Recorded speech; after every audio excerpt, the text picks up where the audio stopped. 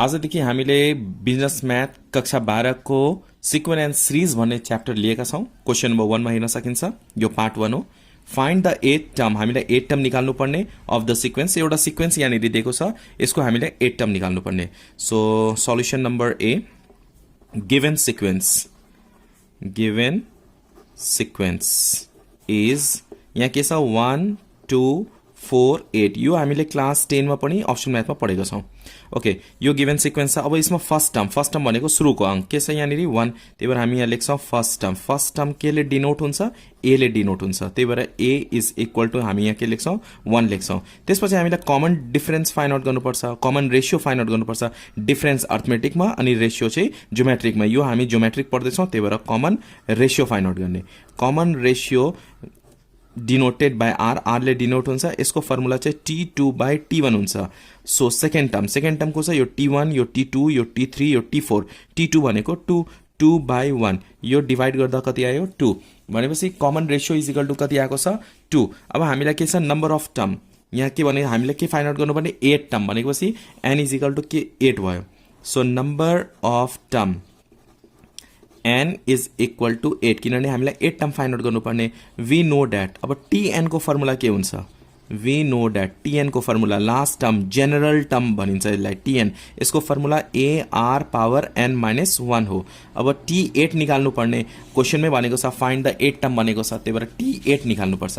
n को प्लेसमा के राख्ने 8 राख्ने, a को प्लेसमा a को भ्यालु कति छ यहाँ हामीले कति लेखेका छौं 1, त्यही भएर यहाँनिर 1 लेख्यौं।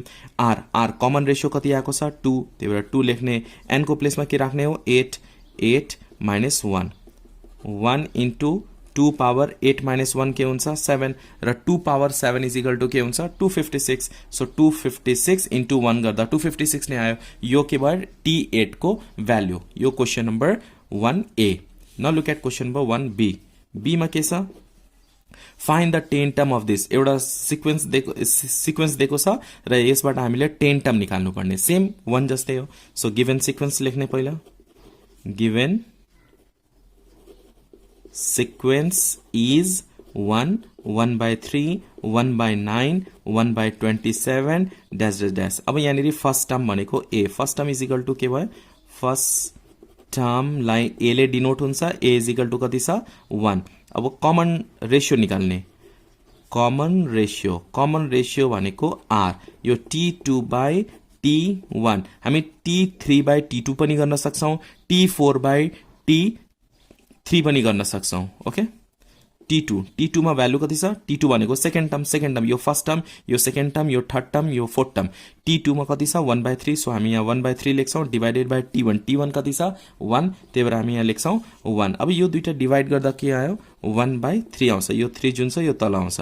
सो कमन रेशियो कति आयो 1 by 3। अब n नम्बर अफ टर्म हामीले के निकाल्नु पर्ने फाइन्ड द 10 टर्म भनेपछि T10 निकाल्नु पर्ने। So number of term n is equal to कति छ 10 छ।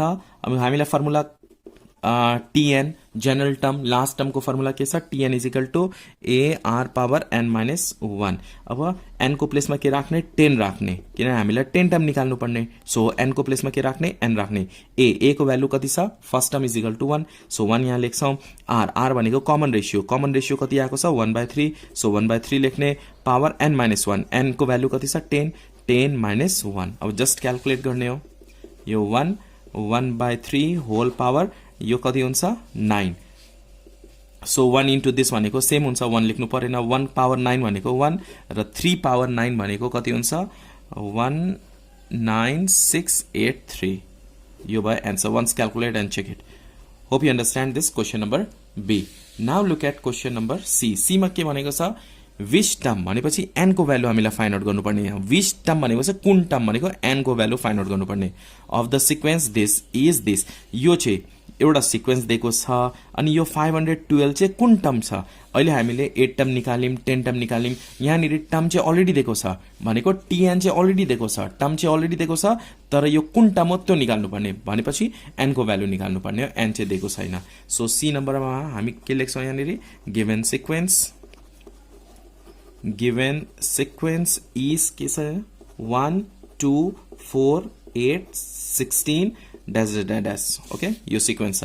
अब यसमा first term is equal to के छ यहाँनिर first term denoted by T1 is equal to 1 common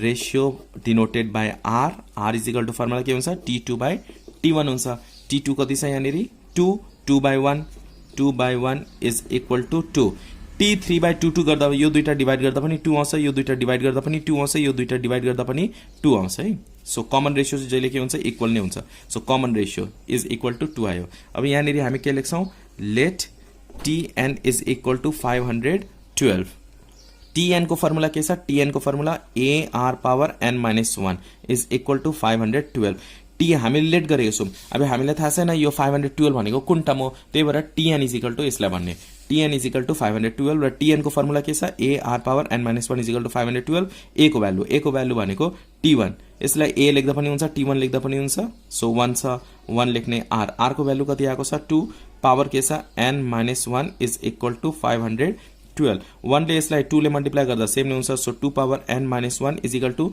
यो 2 पावर कति हो 512 भनेको 2 पावर 9 हुन्छ 2 पावर 9 भनेको 512 अब यहाँ हेर्न सकिन्छ बेस भनेको 2 बेस सेम छ र इक्वलमा छ भने पावर पनि इक्वल हुन्छ ल अफ इन्डिसेस युज गरेको base same and in equal power also equal so we can write n minus 1 is equal to 9 अब n माइनस 1 यो दुईटा अनलाइक टर्म छ त्यही भएर 1 के राख्ने राइटमा लाने is equal to 9 plus 1 therefore n is equal to कति आयो 10 भनेपछि 10 टर्म भनेको 512 रहेछ 20 टर्म भनेपछि 10 टर्म इज इक्वल टू कति रहेछ 512 हामीलाई n निकाल्नु पर्ने so n is equal to 10 hope you understand this part 1 video if you understand please hit the like button new हुनुहुन्छ भने प्लिज सब्स्क्राइब गर्नु होला र आफ्नो साथीभाइसँग पनि शेयर गर्नुहोस् धन्यवाद